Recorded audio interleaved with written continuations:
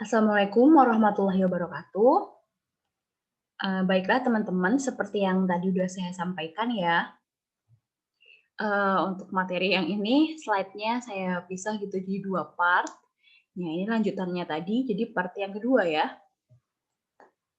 Ini mohon maaf pakai bahasa Inggris ya, pertama untuk latihan saya dan kalian juga gitu ya, sama yang kedua biar, saya berharap semoga mungkin kalian lebih memperhatikan atau ya lebih konsentrasi gitu ya. Selain itu, tapi juga saya pakai pertimbangan, soalnya ya kan materi ini lebih untuk ke pengetahuan kalian aja gitu ya. Jadi maksudnya pahamnya sekilas aja, permukaannya aja itu nggak apa-apa, nggak yang dalam-dalam banget gitu. Jadi, kok gitu kenapa nggak kita pakai aja buat sambil belajar bahasa Inggris, misal kayak gitu ya. Oke. Jadi, oh ya, terus saya lupa juga tadi mau ngomong juga karena kebetulan juga materi ini nanti yang bagian ini ya sekarang yang mau saya presentasikan ini, insya Allah tidak keluar di soal UAS. Jadi, ya maksudnya kalian tidak akan kelimpungan gitu ya, kayak, "Ini Bu Anggita ngasih materinya bahasa Inggris," gitu ya. Tenang aja, kalaupun bahasa Inggris dan keluar di UAS, nanti saya bakal kasih kisi-kisinya gitu ya. Jadi, ya nggak masalah lah, lagian namanya juga mahasiswa kan harus ya nyoba belajar, kayak gitu. Oke, mari kita lanjutkan materi yang terusannya yang tadi. Sekarang mixing dry atau particulate solids. Jadi kalau di materi video sebelumnya itu kan tentang yang kalau kita punya bahan mentah atau raw materials-nya kalau dia sifatnya cair ya dengan viskositas rendah sampai sedang atau cairan yang bentuknya kental gitu ya kayak pasta atau yang kayak plastisin bersifat plastis gitu ya lembek gitu. Nah, sekarang kalau dia, bahannya, raw materials yang kita punya itu bahannya mixing dry atau kering lah intinya ya, gitu. Nah, bisa dilihat ini ya, it's not possible to achieve a completely uniform mixture.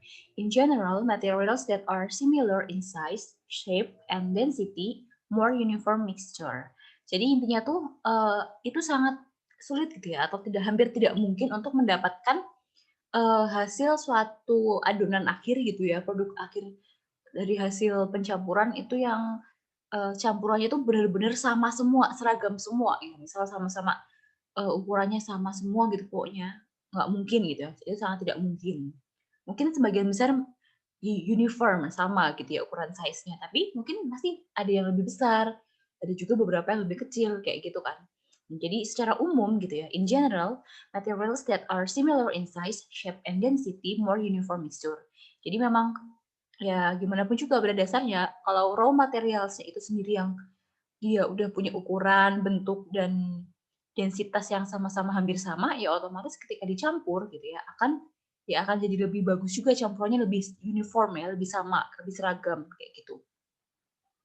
Tapi kalau bahan mentah atau raw materials yang kita punyanya juga ya misal sangat berbeda ukurannya, sangat berbeda bentuknya gitu ya, ya otomatis, akan agak sulit ya untuk bisa membuat produk akhir yang dia benar-benar seragam semua, kayak gitu. Kecuali dengan mungkin, prosesnya lama mungkin pencampurannya, atau ditambahkan emulsifier mungkin, ditambahkan bahan apa gitulah yang bisa membantu menyeragamkan gitu ya, homogenizer atau apa, atau juga mungkin pakai beberapa jenis alat alat mixer atau pencampuran ya, kayak gitu. Supaya bisa hasilnya lebih uniform, lebih seragam, kayak gitu.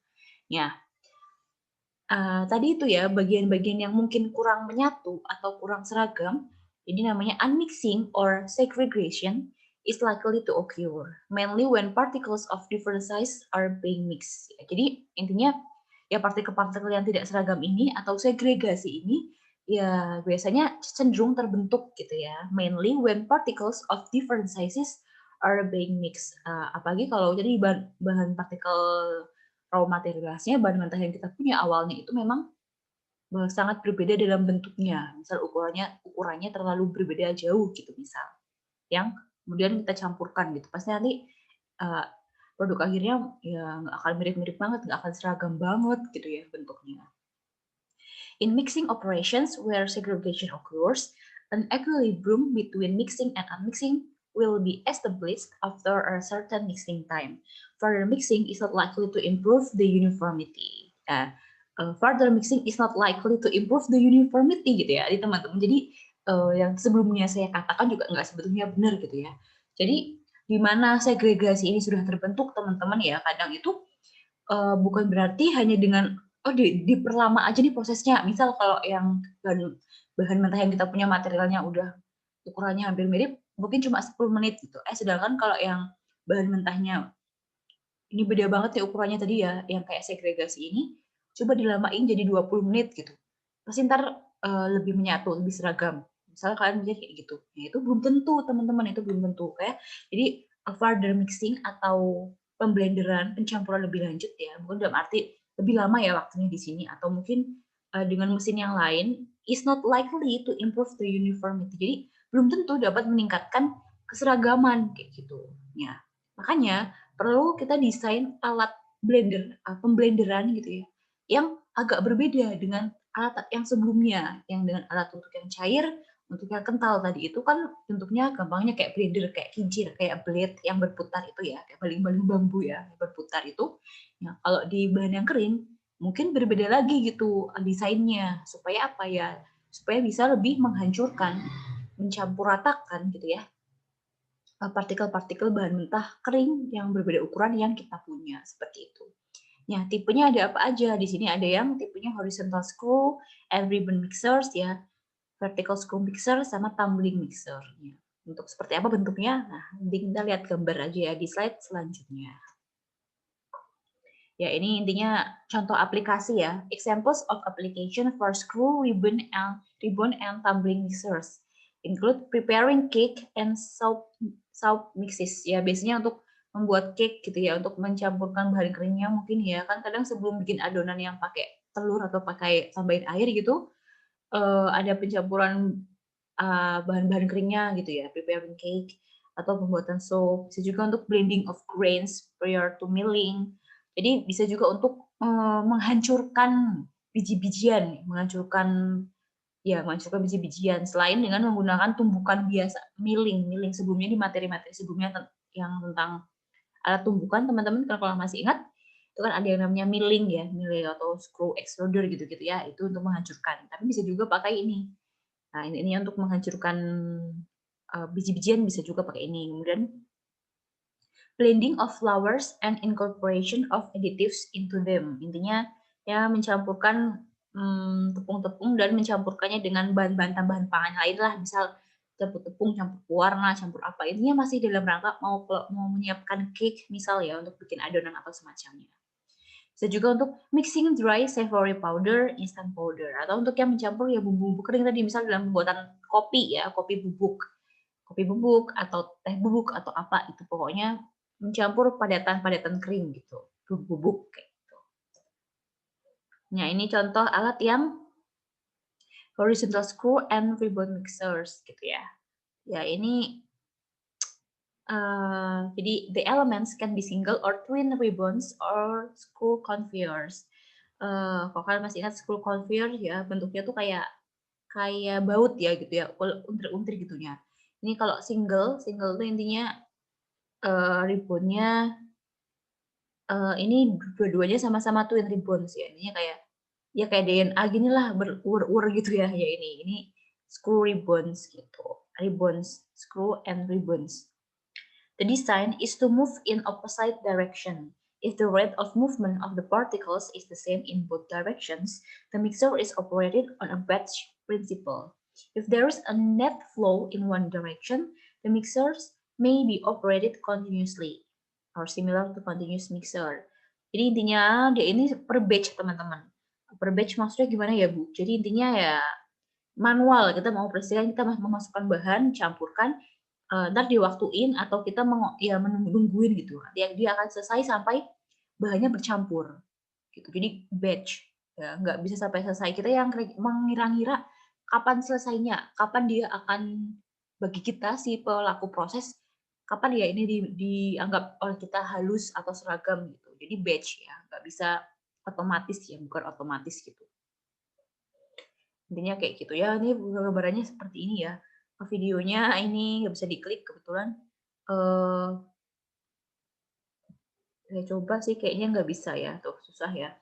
Nanti kalian coba searching aja sendiri kalau misalnya kepo gitu ya, kira-kira horizontal screw atau ribbon mixer itu operasinya alatnya seperti apa, silakan bisa di-search-nya di YouTube sendiri gitu. Nah, ada juga yang bentuknya gini, vertical screw mixer ya. Jadi ya gini vertikal. Ada macam-macam ya, ada yang central screw, ada yang orbiting screw gitu ya. Ya ini. Ini bisa juga untuk padatan.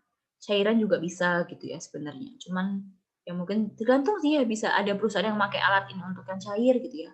Ada yang untuk padatan memang gitu. Jadi memang sebenarnya gini teman-teman, lagi-lagi kadang tujuan dibentuknya alat pemrosesan tertentu itu misal ya kayak gini itu untuk padatan bubuk gitu. Tapi ada juga perusahaan yang memakai untuk dibikin untuk memproses sesuatu yang bentuknya cairan gitu. Dan ternyata bisa-bisa aja gitu. Jadi tergantung mungkin budget perusahaan atau plan perusahaan atau mungkin karakteristik produk akhir yang diinginkan perusahaan yang mana bisa jadi menggunakan prinsip alat yang mungkin tidak pada tempatnya misal gitu ya. Yang penting hasilnya terbentuk seperti keinginan perusahaan gitu bisa gitu ya. Nah, jadi ini kadang ada padatan, ada cairan juga pakai ini gitu ya. Consists of tall, cylindrical, or cone-shaped vessels containing a single rotating screw which elevates and circulates the particles. The screw may be located vertically at the center of the vessels or set at an angle to the vertical and made to rotate, facing close to the wall of the vessels. Ya intinya ini bentuknya seperti ini, yang muter dia muter ya udah bisa di tengah ya bisa tall jadi ya tinggi biasa, ada yang cylindrical or cone, ada yang kayak gini mereng gitu, miring gitu. Nah, intinya dia yang berputar porosnya ini. Ini ada juga yang tumbling mixer ya. Kalau kalian ingat materi yang sebelumnya lagi pernah mungkin sudah tidak asing gitu ya dengan istilah tumbling kayak gitu atau ditumbuk-tumbuk. Jadi bukan ditumbuk ya, ini kenapa namanya tumbling mixer karena dia yang berputar itu bentuknya tumbling. Tumbling itu kayak telapak tangan besar gitu ya, besar. Jadi yang muter tuh kayak gini. Ini bentuknya seperti ini ya. Consists of hollow vessels which rotate about horizontal axis. Ya, ini dia berputar ya, dia berputar gitu ya. They are partly filled up to 50 until 60% of their volume with materials being mixed and then rotated typically for 5 until 20 minutes. Ya, intinya kira-kira nanti kita ngisinya padatan itu atau air cair itu nggak boleh lebih dari 60%. Kalau nggak bisa ada goncangan yang bisa bikin tumpah. Intinya kayak gitu ya. Typically for 5 until 20 minutes. Biasanya sekitar 5 sampai 20 menit ya. Berarti kalau ada kayak gini ya teman-teman ya, ada dikasih tahu durasi waktunya, biasanya dia bukan batch gitu ya, tapi dia continue atau automatic gitu ya. Jadi bisa untuk dia akan mulai otomatis dan berhenti otomatis sendiri kayak gitu ya. Ya ini. Segregation can be a problem if the particles vary in size. Jadi sebenarnya tetap masalahnya kalau bahan material mentah yang kita masukkan terlalu berbeda ukurannya, kadang ya karena ini mesinnya otomatis gitu ya, kadang ya akan terbentuk segregasi gitu ya, atau padatan yang numpuk gitu lah. Jadi harus rajin-rajin dibersihkan gitu. They may contain bubbles or stays to enhance the mixing effect and break up agglomerates of particles ya. Kadang di alatnya ini ada kayak bubble tuh kayak bilah-bilah laginya, entah di mananya gitu ya, saya juga nggak mau ini di mana, mungkin di bawahnya, di dalamnya lagi gitu, untuk mempertahankan supaya tidak terbentuk tadi misal ada segregasi, supaya bisa dipecah gitu ya. Break up agglomerates, memecahkan aglomerasi, penggumpalan yang terbentuk gitu. Misal dalam bentuk segregasi.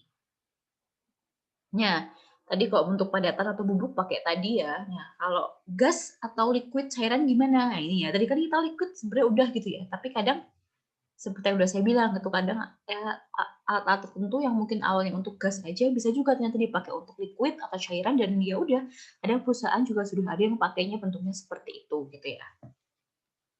Nah, ini mixing of gases and liquids. Jadi mixing with low viscosity liquids using impeller agitators in mixing vessels. Misal kayak turbin impeller gitu ya. Jadi kayak intinya ini biasanya digunakan untuk mencampurkan cairan dengan viskositas rendah, bahkan cenderung butuh udara, butuh gas gitu ketika pemrosesannya. Dan dia bentuknya hampir mirip dengan turbin impeller gitu ya. In unbaffled vessels, protecting can draw gas into the liquid. However, the gas may not be well distributed throughout the liquid. It is more usual to use baffled vessels with relatively high-speed turbine impellers. Jadi gini teman-teman, tadi juga untuk yang cair itu kan ada turbine impeller ya namanya. Itu memungkinkan untuk pengolahan yang cairan kan, cairan dengan viskositas rendah dan juga bisa memungkinkan masuknya gas gitu kan. Tapi masalahnya kalau pakai turbin impeller biasa ini gitu ya, itu vortexing can draw gas into the liquid ya. Itu tadi kelemahannya kan kalau yang tadi ya, turbin itu kan di awal-awal video pertama kalian ingat dan harus masih ingat sih karena baru ya. Kalau kalian dengerin gitu ya, itu kan kekurangannya gas bisa bercampur masuk ya, berkontaminasi gitu kalau saya ngomongnya tadi itu. Nah, kadang ada sifat-sifat tertentu yang gasnya itu bisa nggak diinginkan gitu ya, atau mungkin diinginkan tapi kalau pakai turbin impeller ini gitu dia tuh nggak akan merata, jadi cuma bisa bagian atasnya doang gitu ya yang banyakkan gasnya, tapi bagian bawahnya nggak rata karena gas gitu ya. Padahal sometimes if we make apa ya, ingin produk akhir gitu ya, kalau kita menginginkan produk akhir itu perlu yang oke, kita perlu memang mengadonannya perlu dengan gas, perlu masuknya CO2 misal, tapi harus merata nih, nggak boleh di atasnya aja, juga harus sampai ke bawahnya juga, ya gitu harus well distributed gitu ya throughout the liquidnya itu karena kalau pakai turbin impeller biasa itu nggak tercapai, sehingga untuk mencapai itu gitu ya kita pakai yang ini, ya untungnya alatnya nanti ada gambarnya yang khusus untuk gas gitu ya, mixing of gases and liquids ini gitu. It's more usual to use baffled vessels with relatively high speed turbine impellers. Jadi badannya ini dia tuh ntar bakal mirip-mirip sama turbine impellers, cuman desainnya agak sedikit berbeda dan ya dia kecepatan berputarnya lebih cepat gitu ya, lebih tinggi sehingga memungkinkan kalaupun ada udara yang masuk itu merata. Gitu. Nah ini ya, misal pan and ziplet mixers may be used to introduce gas into more viscous materials. For example, misal dalam pembuatan whisk-like elements in pan mixers may be used to whip cream. Misal dalam pembuatan whipped cream lah gitu. Kalau pembuatan whipped cream itu kan namanya juga whipped cream ya. Kita kayak buat es krim, buat whipped cream dia itu kan kalau kalian merasakan ya itu kan pasti ringan ya teksturnya, moist apa ya saya ngomong itu. Ya berbeda lah dengan pasta yang lain kan pasti kayak ringan, lebih ringan gitu kan kalau whipped cream dan es krim gitu. Ada gasnya kan, memang dibutuhkan gas gitu di dalamnya. Kayak es krim itu secara pembuatan es krim kenapa dia bisa seperti es krim gitu ya, dia tidak membeku, itu karena dia ada gas-gasnya kan di partikel-partikelnya. Itu dibutuhkan gas supaya rata, yaitu biasanya pakai alat ini. Bentuknya bisa pan and Z blade mixers. Jadi mixers tapi kayak Z gitu ya, blade-nya bilangnya itu kayak huruf Z gitu. Biasanya dipakai untuk pembuatan es krim atau whipped cream gitu ya. Pokoknya liquid yang membutuhkan gas persebaran gas secara merata kayak gitu. Ya, ini ya misal digunakan dalam pembuatan minuman alkohol atau berkarbonasi gitu ya di soft drink atau whipping cream, artificial cream gitu ya. Aerating ice cream mixed during freezing, supplying gas to fermenters. Ya, ini intinya untuk yang membutuhkan gas-gas secara merata dalam persebarannya biasanya pakai alat ini seperti itu. Oh ternyata nggak ada gambarnya saya lupa. Ya berarti kalau nggak ada oke, if you are guys are so curious about it ya kalau kalian penasaran sama itu bisa searching sendiri gitu ya. Misal mixing of gases, liquids atau fermenters, fermenters gitu atau alat untuk aerating ice cream gitu bisa searching sendiri. Oke, sekian ya materinya, lanjutan materi yang tadi. Semoga ada manfaatnya ya, meskipun tidak keluar di UAS ya. Semoga kalian mendengarkan sampai akhir dan ya bisa menambah wawasan dan ilmu kalian. Oke, terima kasih bagi yang sudah mau mendengarkan sampai akhir. Wassalamualaikum warahmatullahi wabarakatuh.